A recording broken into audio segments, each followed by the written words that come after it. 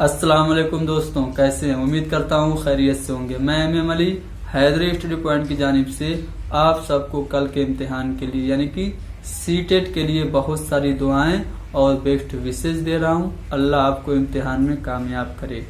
CTET की तैयारी तो मुकम्मल है, खास तौर से उर्दू पेडागोजी सभी टॉपिक क्लियरली पढ़ा दिया गया है।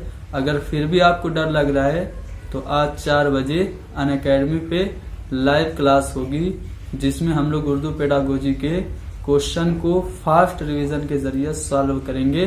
तो आप सभी लोग उस क्लास को जरूर ज्वाइन कीजिए, डिस्क्रिप्शन में आपको लिंक मिलेगी। तो एक बार फिर से सबको बेस्ट ऑफ लक, दुआओं में याद रखिएगा और अपने इस चैनल को ज्यादा से ज्यादा दोस्तों को रिकमेंड कीजिएगा और लोगों को बताइएगा कि उर्दू पेडागोजी के लिए हैदरी स्टडी पॉइंट भी एक विकल्प है, यहाँ पे आप तैयारी कर सकते हैं।